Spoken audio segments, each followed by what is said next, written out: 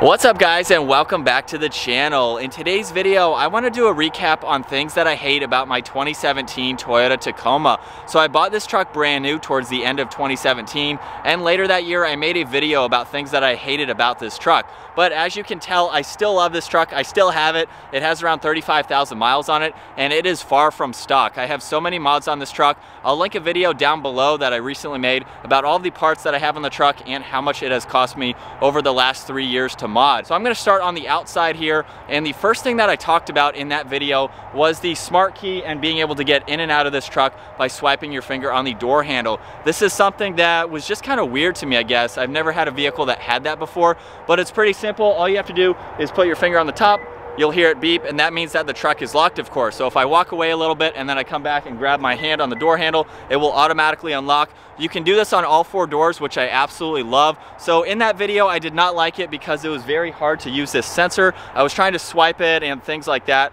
You can actually use 2 fingers or just 1 finger, and you can also do it up underneath the door handle. So just by doing that, it will lock as well. So this is something that is just kind of normal to me now. Back then, I really wasn't used to it. So it has gotten better just by putting my finger there and holding it. So maybe I was just doing it wrong. So that's just one thing. I don't hate that anymore. That's just something I wanted to recap. So number 2 on the list, and something that I still do hate, and hopefully I can replace here soon or find a different mod that I can do for it, is the lowest point of the truck is the exhaust right up underneath where the breakover angle would be. So I'm a little disappointed that Toyota didn't design this better, because they know people with the Tacoma are going to take these off-road, and the breakover angle is very important. I don't think I've hit this exhaust at...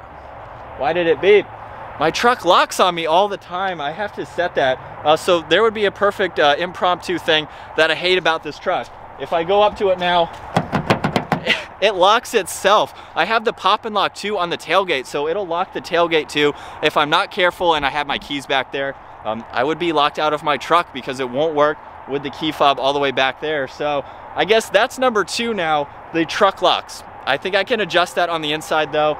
I think I have a timer set for 30 seconds, so that might be my own fault. There we go, it locks on me. But back to the exhaust up underneath. So I think we're gonna move that to point number 3. It's the lowest point of the truck. I don't know why they decided to make part of the exhaust the lowest point of the truck. It's just up underneath, kind of right here underneath the truck there. So I don't like that because you can scrape it off road. You can kink it, bend it, break it, whatever. Just going off road, rocks can hit that. It's in a very vulnerable position. So I do not like that Toyota has designed that, because it's not a good spot for it. It needs to be brought up a little bit. And so number 4 on the list is the stock gearing ratio for the 3rd gen Tacoma. So basically what Toyota did is they took the 5-speed automatic from the previous generation, they added a 6th gear to it, and they basically didn't tune it or didn't change the gearing ratio for 6th gear to be utilized. This was something that really wasn't brought to my attention when I first bought the truck, and it took me a while to understand that my truck was not using 6th gear. So out on the highway, I was actually cruising in 5th gear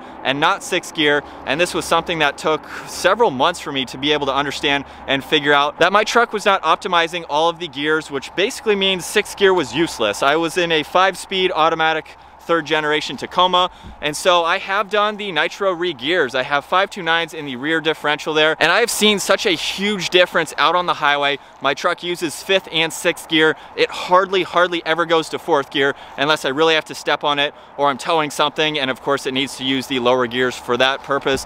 But I absolutely love the Regear. It's something that Toyota should have done. They should have done this for the 3rd generation Tacoma to utilize 6th gear. So they basically just threw it in there and gave you a 6th gear without actually giving you that 6th gear. So if you have a stock 3rd gen Tacoma, next time you're out on the highway, listen for what gear that you're in. You can use the shift mode button to pop over, and if it downshifts to 4th gear when you do that, that means your truck was actually in 5th gear and not 6th gear. Usually most of the time if you're on a relatively flat road. But that's something that definitely bugs me, that 6th gear is not used, and you have to spend about $1,500 plus labor if you have someone do it. I knocked this out in the garage, but around $1,500 for the gearing system to be able to use it like it should have come from the factory. So hopefully Toyota can fix that in their next generation. And one thing I also wanted to mention with that is the fact that the manual 3rd gen Tacomas actually have a better gearing ratio than the automatics, and that's surprising to me, especially with the sales numbers. Obviously they sell more automatics than they do manuals,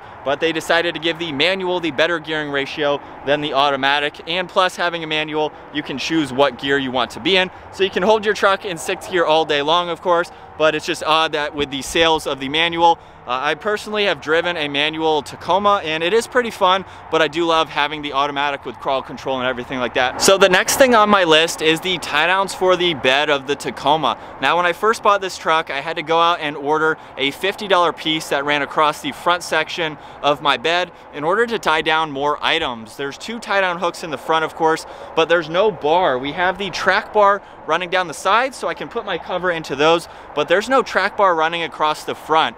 I said this in my previous hate video, but my 2nd gen Toyota Tacoma came with all 3, and this 2017 only came with 2. So I think that was kind of dumb on Toyota's part. They know people who are buying these trucks are going to be using things in the bed, so we need our tie-down hooks. We need those areas to safely secure our items, and I use those for putting dirt bikes in the back because I need more than just those 2 hooks. So that's another thing I had to go out and spend money on that should have come factory with this truck. It's not a huge...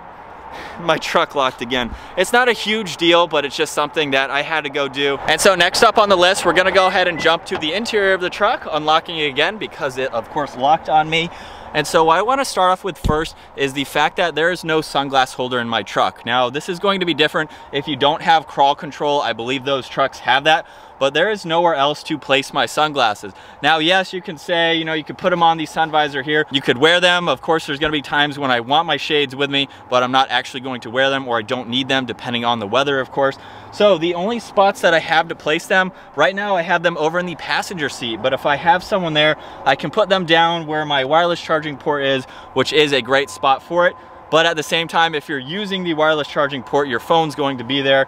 We have the center glove box area here, but there's no dedicated place because they decided to put in the crawl control, which I would rather have over the sunglass holder. So that is a very minor issue, but I don't have anywhere to put them. So I'm very picky about where I put them because I don't want them to get scratched up or anything like that. So it would be nice if somehow, there's a lot of room in this headliner here, they could have put something else up here in order for you to use those. Most people usually wear sunglasses when the sun is out, of course, or you have glasses in general, and you need a place to put them. So that is one thing, very, very nitpicky on the list, probably the least important of everything on this list. The next thing that I want to go over is something that doesn't really bug me, but it's something that I see a lot of Tacoma owners complain about, and that's all of these controls on the left side of the steering wheel. So you can see volume is horizontal, we have seek and track in the vertical direction, and what I've seen the biggest complaint is that this should be the other way around. We should have the volume to turn up on the top, turn it down on the bottom, and then seek and track on the left and the right side. But here's the problem with that. If we go to the center infotainment system here and I go to the radio, you can see that we have all of the different stations running vertical. They are not horizontal. So that actually corresponds with being able to do this. So if I click on the down arrow, of course we're going down, and then if I click on the up arrow, we are going up.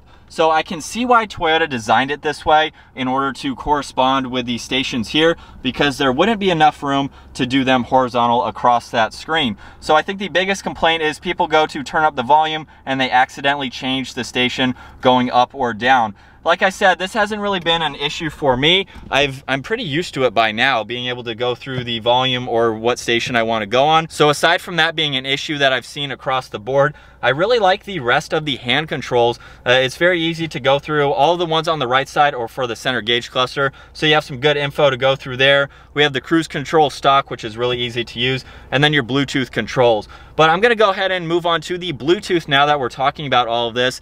And one thing that I still hate about this truck is how finicky the Bluetooth system works. So when I hop into the truck, I'm gonna go ahead and go to audio. I'm gonna click on audio right now to pair to my phone, and it's not synced up with my phone right now. We have it up right now, but it's actually not playing. So I have to go to my phone here, I have to pull up my music, then I have to go into the song, click on it, and most of the time I have to adjust the volume. And as you know with Bluetooth, you usually have to turn up the volume. It will tell you, are you sure you wanna go all the way up? I have to click OK, turn it all the way up, and then it will work well playing through the stereo of my truck. So that's something that just takes some time, maybe 10-15 seconds, something like that, which is not a huge amount of time, but it's something that I wish I could hop into the truck. If it knows my phone is already paired to the truck, it should be able to pull it up, hit play, and then you can start listening to your music. So kind of nitpicky, kind of not. And the second to last point, we're gonna go ahead and hop into the back seats of my Tacoma. So this is a pretty common issue across the board with all mid-sized trucks,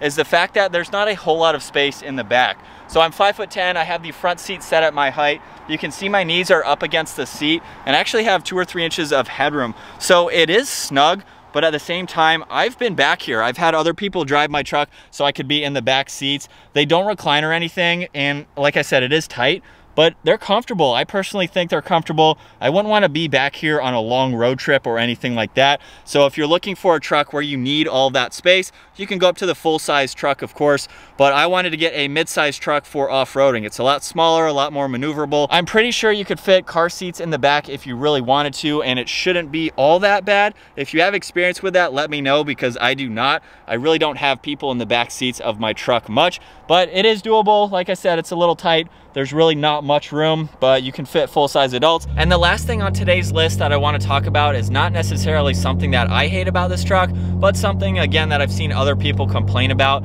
and that is the lack of power in the Toyota Tacoma. So personally, I feel like it has an adequate amount of power. I can get up to the speed limit, I can merge into traffic, I can use it to tow, which it's designed to do. Not as much as a full-size truck, mind you, around 6,500 pounds, but I've been able to tow around 4,500 pounds or so, and it does it well.